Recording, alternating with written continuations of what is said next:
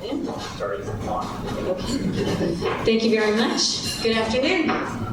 Yeah, thanks for joining us. Good afternoon, everybody. Thank you, Stephanie. My name is Ryan Peter, Vice President of Government Relations for the Indiana Electric Cooperatives. Catherine, thank you for your presentation. I will note I'm a Purdue grad, so I'm glad I can help balance things out and make that even, so I have to get that in there. Well, Secretary, thank you for joining us. We thought we'd just have a good conversation on energy. Catherine said it well, we need to make sure we, on acronyms, can get very nuanced in this industry. I don't even know them all half the time, but want to just have a conversation about policy in Indiana, how you're seeing things now in your new role, how the administration is going to move forward, that sort of thing. So first, I thought I might let you further introduce yourself and kind of where you see things going for Indiana right now. Sure. Well, thank you very much. I feel like this is a warm audience. I know a lot of people here, and anybody that we haven't met, I'd love to meet you and hear your thoughts. I think it's such an exciting time, and it's an extremely challenging time. This is a time in energy and the history of the country that we really haven't seen since, I think, World War II. And I think we're seeing, hopefully, a spirit of unity and opportunity like the times when the Hoover Dam was built, and when things that we came together to create a big goal. And I see Indiana really being the epicenter of this. And Catherine did a great job talking about all the things. She really captured all the things that are going on in Indiana. And I think that if we can create that spirit of unity and set the goals that we need to set, moving forward together, we can make a lot of this happen. A lot of the opportunities that are present today happen in Indiana. And I think that's really a big part of the governor's role. And I'm really honored to help implement his vision. Can we first talk about kind of economic development? And I know you're the Secretary of Energy and Natural Resources and not economic development, but what have you learned or seen in the role that helped them intertwine immensely? Not only learn, but where do you think we're going to go from here? Everything is changing, like in the last 2 years, so quickly, and even in the last 6 months, things have changed so quickly. And economic development and energy used to be kind of a given and not intertwined like they are today. And I think we look at the LEAP district as an example of that. You know, when they first went to the vision of the LEAP district, there wasn't really that much thought of energy and water right up front, because energy and water was always, yeah, of course you're going to have energy, of course you're going to have water. It's part of the engineering and the development of any site. And right at that time, things were changing quickly, and we learned the lesson that, yeah, energy and water need to be put right up front. And so the governor's vision of the secretarial cabinet and each of the secretaries having responsibility for different areas of the 80+ agencies around the statewide government, and also in state law, it encourages State Secretary Adams' sector and my sector to work together. And so Secretary Adams and I do work together.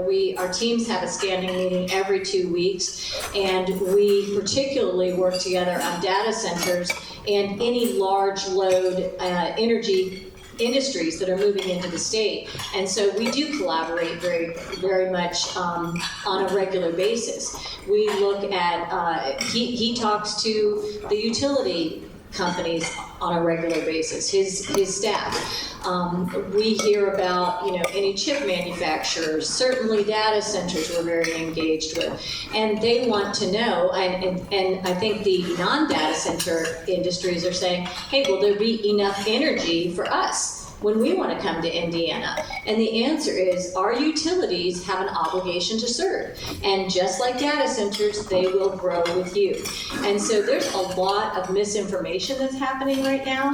And commerce and energy have to work together. We have to be singing from the same song sheet. We have to be giving the same message. And that message, number one, is that Indiana has plenty of energy now. We will have plenty of energy in the future. And the same is true for water. We are growing. We have plenty now. We will have plenty in the future. Our utilities are poised to serve. They are working together with all these large load demands. They will grow together. And we're fortunate enough to realize that these large loads, particularly the data centers, are ready to help pay for the deployment of more supply. You know, we're looking at the intersection of supply and demand. Right now, we have plenty to serve the 22 gigawatts of our peak demand that we need right now. But we all know that in the next 18 months, 2 years, 3 years, there's that hockey stick demand curve that nobody can say exactly what that demand's going to be, but we know it's coming at us, and we must be prepared to serve it. Those data center companies, it says in our state law that they are going to have to pay for at least 80% of that additional supply that they're going to need. The tariff process that has been put in place, and is the example that all our utilities are starting to use, also says, if you ask us for a gigawatt of power, and yet you only use half a gigawatt of power, you still have to pay for a gigawatt of power. Now, they may eventually use a gigawatt of power, but fortunately, the data centers may take 10 years to use that gigawatt of power. And in the meantime, Hoosiers will be benefiting because they'll have that extra half a gigawatt of power available to them to use, but somebody else is paying for that extra gigawatt, half a gigawatt of power. That is a huge benefit. That is going to cause the cost of electricity to become lower in the state of Indiana. And so that's a challenge, and it is misinformation right now out there. All of the anti-development, anti-growth, anti-nuclear, anti-data center, anti-renewables, all those anti-folks are going around saying our cost of electricity is growing right now because of data centers and nuclear. Well, right now we have very few, I don't think we have any mega data centers, large load data centers. We have very, very small data centers right now. We have no nuclear in the state. We only have one nuclear power plant that's been built in the last 40 years, and that's in Georgia. So nuclear power and data centers are not making our cost of electricity go up in Indiana. And if you look at the cost of electricity across the whole country, it's been going up everywhere. And it has nothing to do with data centers and nuclear energy. It has everything to do with the last 20 years of closing coal plants, increasing the cost of everything, inflation, our increase in electrification, reshoring manufacturing, all these things. So we're seeing all these things come together, a lot of misinformation, but it is a huge opportunity for us, despite the misinformation, to be leaders and do what's right for Indiana regardless. You mentioned the hockey stick potential of load growth, because I think Kathy said it well, but in the last 2 decades we've seen 0.5% growth over the years, and now we're seeing potential for it to go up. When you're looking at that, how much of that do you think is real, and what is speculative? Because I think some of us in the industry have questioned that. Yeah. And then second part of that is, as you're beginning to think in the future, how does this administration look at, sorry, it's a long question, but the 5 pillars that have been established in state statute about how essentially rates and generation projects are supposed to be reviewed at the commission. And for those who don't know, the 5 pillars are affordability, reliability, resiliency, stability, and environmental sustainability. All 5 have to be weighed by the commission when reviewing cases. So how does the administration look at that, and also looking at the load growth? So first, the demand. I really wish I had a crystal ball. Nobody knows. Nobody knows, and I'd be lying if I said, well, here's what's going to happen. I don't know what's going to happen, but I truly believe there's going to be massive demand. There's probably more likely going to be more demand than we expect and are prepared for.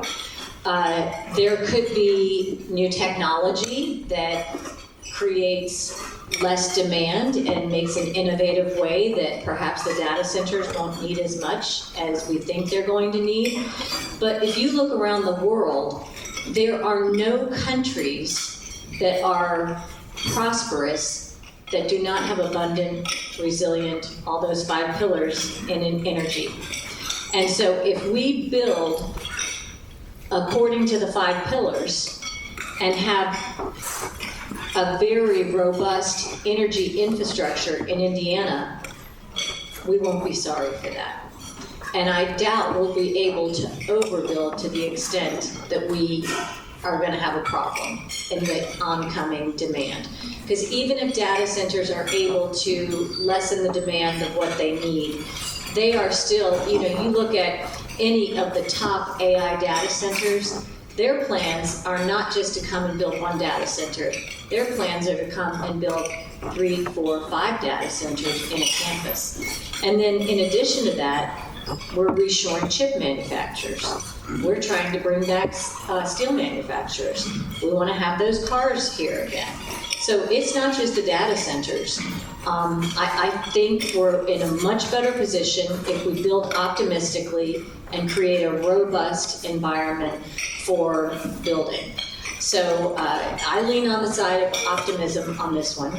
And then in terms of the administration's view on the 5 pillars, I think, frankly, I want to be straightforward. I think there's a lot of focus on affordability because people are concerned about that, so we talk about it a lot. But the 5 pillars are a blessing and a gift to this state. Not every state has that, and I've seen that in other states. And we are so fortunate to have the Utility Regulatory Commission weigh all 5 of those attributes when looking at what we need, because that truly supports an all-of-the-above energy policy. And when we talk about an all-of-the-above energy policy, again, being very straightforward, renewables are kind of out of fashion right now. And I think that's because the United States, over the last 20, 30 years or so, we've been sold that the renewables can do stuff that they can't do.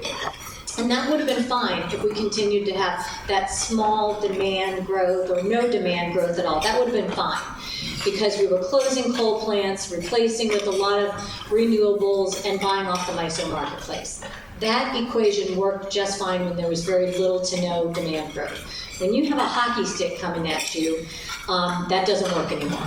And so, we were being told that a bicycle could do what a car can do. Well, a bicycle is renewables, and bicycles are great, but they can't do what a car can do. And so now that doesn't work. But still, bicycles are important, and we need bicycles. And so when you think about the scenario of how an all-of-the-above system works, think about any large load industry that's anxious to get up and running in Indiana. They want to quickly start developing their operations. Well, in Indiana, we are poised to create permits. All of the permitting, Governor Braun very smartly put it into our energy and natural resources vertical so that we can swiftly, we're the best in the Midwest on permitting. We will get you your permit as quickly as possible. And by God, we're going to make sure that we protect our natural resources as well. Any bad actors are not going to continue to have their permit. We'll get them their permit. We'll work with you to get to be a yes. But if you don't continue to be a yes, you're going to be done. So we get them their permit quickly. We get you up and running quickly. But the best way to do that, since there's not much to buy from the MISO marketplace, is solar and battery. We get you solar and battery to get you up and running. We can get that very quickly. Our utilities, again, are obligated to serve. They get you up and running, solar and battery, it's wonderful. Then we start building a gas plant if you're in a great place to build a gas plant. If not, there may be other options for getting you natural gas from biofuels. Some of these microreactors can be built in 2 years' time, believe it or not, especially if the NRC does what they say they're going to do in terms of shortening the time frame for building and safeguarding securities on a microreactor. So you can do solar and battery quickly, and then you do the gas or microreactor, and then if you really are a good partner and want to be here for a long time, you build an SMR, you build a large-scale nuclear. That's how the all-of-the-above works, and that's why the 5 pillars are so critically important. When it comes to the 5 pillars, and I know this may be in Secretary Adams' footprint more, but I'm curious, as you see developers or speculators on new investments, particularly capital intensive, they're going to need a lot of energy. Do they oftentimes, I'd say the last decade, it's been a lot about environmental sustainability. Are we seeing a shift? Do they ask for more, do they care more about reliability or affordability at this time? Or do you see any kind of, has it been the same, or is there a shift in that as things move forward? Obviously, data centers probably have a big input there. Yeah, good question, and I look at it from the data center perspective, and I also saw it kind of from the inside out when I was at MISO. And there was a big shift where they were just after, when they had the luxury of it and being able to access it, they were just after clean energy, after clean energy, after clean energy. And then when energy supply got tight and demand started to increase, they didn't have the luxury of being able to say, we have a zero carbon and a certain date. And so then they started to say, well, our overall carbon profile is this. And so now they're relying a lot more on carbon credits and RECs and things like that. But they're still very much dedicated to their carbon footprint and their carbon goals. And so that's why nuclear is coming into the fold. They are the only demand signal for nuclear, and they're ready to pay for it. And so that's why nuclear it's going to be able to get off the ground, and it's because of the data centers, and it's really because of their commitment to low carbon energy. And so while they don't they need that robust, dispatchable, heavy power energy, it's right now they're looking at the broad portfolio, but they're headed towards nuclear for that very reason. You kind of opened the door. I'm going to shift topics a little bit. The siting issue has grown in this state. Where do you think it goes, particularly on the energy development side of things? Do you think there needs to be any changes in policy, and do you think we might see something in the future? I mean, I know there was a major siting bill this past session that didn't move. We'll talk about that, what you're seeing from an administration standpoint, and what you're hearing locally. We have to do something as a state. It's crucial. We're in our own way. These local moratoriums are setting our energy policy. And not only that, it's creating a reputation. And I know it's in all other states, but if we want to win, we have to figure this out. And it's creating reputation where industry doesn't want to come because of things, especially the thing that really upsets me are the instances where a community will engage with industry, they string them along for a while, they have them invest, they talk about it, they go back and forth, they spend 2 years, a few $100,000, they get right down to the end, and then they say, well, we're going to change our rules on this to become this, and there's no way they can do it. And so they've just spent $200,000, $300,000, $400,000, and there's no deal. That's disgraceful. Personally, I think that those companies should start suing those communities and get serious about it. I think that the state should, what we're starting to do, until the legislature can do something about it, I'm creating a map and working with the IEDC, and we are doing a call for communities that will do a resolution saying we're open to energy development and we're open to industrial development. Now, if their resolution says, we really don't want windmills in our community, that's fine. Put that in your resolution. If it says we're not a fan of solar, or we don't want this, we don't want nuclear, fine, put it in your resolution. But we'll create a map that says, here are the counties that are yes counties to energy development and industrial development. And we'll court all these industries. Now, you go to the community first, you get a win with the community, and then you come back to us when you're ready to talk about the tax incentives and things like that. But I want to have a map that says Pike County is a yes, Fulton County is a yes. I hope that my own Hamilton County will be a yes. All these counties are a yes. Don't go to the county to just strung somebody along and cost an industry $200,000 and 2 years of work, and then just decided no at the last minute. That's wrong. And so until the legislature can come up with something that does something different, I think this is what we can do. And at our event in November, the governor is partnering with the president of Purdue University because they have a world-renowned nuclear engineering program. We're going to have a nuclear, energy, and economic summit. It is a global summit. We'll be announcing MOUs with other countries, that Indiana's partnering with other countries on deploying nuclear energy, on deploying nuclear manufacturing here with our 20% tax credit. We'll be doing announcements of nuclear energy deployment in the state. Lots of great announcements. And one of the things we are going to have there, IEDC, just to further demonstrate our interaction with IEDC, Commerce and Energy, we're going to have a Indiana Siting Center to show all of our sites that have been pre-evaluated by Purdue University for SMRs, where SMRs can be sited. All of the locations that have signed resolutions, the community saying we're open to energy development, we're open to industry development, and we're hoping that deals can be started there at this event in November. We're inviting deal makers, like I said, from all over the world, and that they could say, oh, Sullivan County, they've signed a resolution that they want data centers or they want steel manufacturers. I've got a steel manufacturer and I want to use nuclear energy. I'd like to meet the people in Sullivan County. That's what we're hoping will come out of this event. And so until, like I said, until the legislature can do something with it, we're doing our own action where we're putting out a carrot and saying, all right, counties, communities, sites that want to be open to what the federal government, what the president is saying, we need AI data centers and we need energy development. We're creating our own little group and incentivizing that we're going to participate. And we feel like this is part of America 250. If you're a patriotic community and you want to stand up and do, show some unity, show some support for what the country needs to do right now, this is Indiana's way of showing that. So that's what we're doing. Have you all as an administration taken a look or done some studies on what the potential economic impact of the local community could be, and how you help get that message out to those folks? That has been done more so on Secretary Adams' side of things, and he's just finished a very in-depth study on data centers specifically, but I know they also have more of that kind of information. I don't have that to share with you. Sorry. Changing topics a little bit, what about, there's been some announcements about changes at the IURC, the Indiana Utility Regulatory Commission. We're going to have 2 commissioners departing, I think, next month, and another retiring by the end of the year.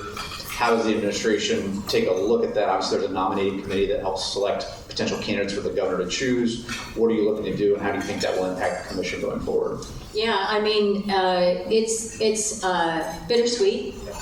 I've known the commissioners. I've worked with Sarah Freeman when I was at MISO, and I've known her for a long time. I've known Jim Houston for a long time. Haven't known Wes Bennett for that long, but it's sad to see them go, but it also is an opportunity. I think that, I didn't know that October was going to be the time where we'd have 2 departing, but they had their reasons for going at this certain time, and so we have to quickly gather the nominating committee. I've heard a lot of interest in the commission from a lot of very bright people. The governor is going to appoint me to be the chairperson of the nominating committee, because it's something that we have got to gather quickly, and we've got to manage it very quickly, because we have to gather those names and make the decisions very quickly. And so I'm excited that we have a lot of good names for people that want to throw their hat in the ring. I think we're looking for people who care very much about the state and the state of the energy industry, people with vision, people who can see the opportunity for Indiana, and I think we're going to have a really good outcome for that. So as much as it's bittersweet, I think it's going to turn out to be a great opportunity. Thank you.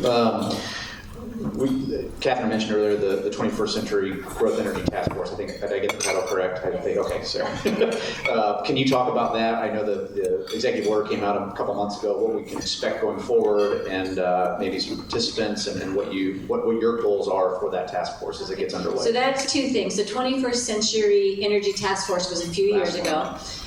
This is the growth one. The Energy Growth Task Force is the new one. So, sorry. But I'm glad you mentioned both, because we've studied the 21st Century Energy Task Force, and that's where the 5 pillars came from. And a lot of great work was done there. And so we've gathered a lot from that effort. That was a multi-year effort. We don't have the luxury of this being a multi-year effort, and it's not that we want to rush it.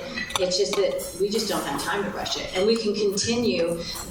What we will have as an outcome is certainly some recommendations for the legislature, but our goal as an outcome for the governor is to have a statewide energy growth plan that will continue to evolve. It doesn't mean it can't evolve, and we'll continue to have these stakeholders who will be on the Growth Task Force. There will be also contributors who come in and present to the Growth Task Force, but we have to get this up and running as soon as possible because everything is changing right now. So we at least have to put a stake in the ground as a vision for the state as soon as possible, and that's what will be our outcome for that. This will be my last question, and then we kind of wrap up. But if we're here in 5 years from now, what do you hope will have changed in Indiana and the energy landscape? How does it impact economic development for this going forward? And what would be your hope that big undertaking could happen in 5 years from now? Sure. Oh, great question. So first and foremost, I hope we're well on our way to siting at least one, if not several, nuclear power plants. That would be a great legacy because, as I often compare, renewables are like bicycles, and we love bicycles, and they do so much for clean energy in the state. Cars and trucks are very similar to coal and natural gas, and we need those as our baseload source every day, all the time. And then nuclear is like a tank, and so Hoosiers deserve to have tanks. They're there for such a long time that, yes, it's a huge undertaking to build it, and it costs a lot of money, but when you depreciate that over the course of the time that you have it, it's there for 100 years, probably more with this kind of technology we have now. So I hope we'll have several nuclear plants up and running. And then I also hope that we can find a solution that can keep local and home rule voice in the game, but can make sure that we can build the kind of robust infrastructure that will make us the powerhouse, literally the powerhouse for energy in the Midwest, if not the entire country. Because if we do that, if we build it, they will come. Industry will come. Because we have lots of water here. We are blessed with water. Recently I was at a water conference and I talked to so many water organizations and I said, do you have a problem with data centers coming? Do you worry about the data centers? None of them do. Not in Indiana. Indiana's got water. No problem, no problem, no problem. So we've got the water. We just need to figure out how to make sure it gets where it needs to be. We've got the water. We're going to have the energy. If we can get the siting figured out, we start bringing nuclear here, nothing can stop Indiana. I'm excited. Great, thank you. I'm looking for Stephanie. Do we have time for a quick question or two, I think? Okay, yes. Okay, if we have anybody who has a question.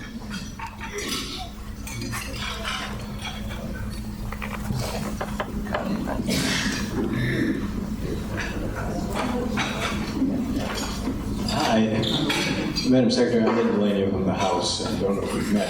Just a simple question. I understood that there was an opportunity for substantial energy to reach Indiana from the Kansas-Oklahoma area, which required a transmission line through Missouri.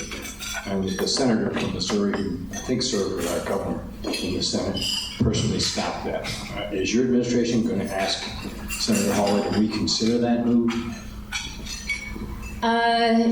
So that is the Grain Express. Okay, that one. No, we're not going to ask them to reconsider that move. We are firmly in favor of the long-range transmission planning for MISO and what they're doing in PJM. That particular line, we didn't really weigh in on that. But in terms of the overall long-range transmission planning, the governor and I are completely briefed on what's happening through MISO. That was one that had a lot of controversy around it, but there is plenty of transmission planning, first of all, we're in a great place where we are in terms of Indiana because we're at the crossroads also of transmission planning through MISO. And so we are in a great place as our state is. We're not dependent on that one line that was being considered for the Grain Belt Express is what it's called.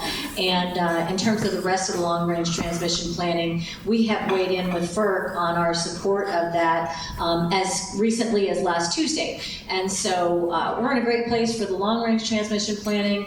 It's a massive undertaking. It's $26 billion over the next 10 years or so. And it's the kind of thing that you have to continue to stay on top of so that you're not stuck behind it. You become an island if you don't continue to support that.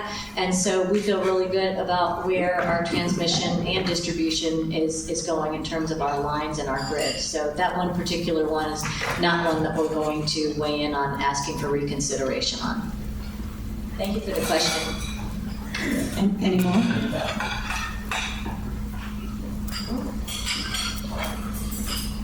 All right, I think we're done with our questions. Thank you very much. Thank you.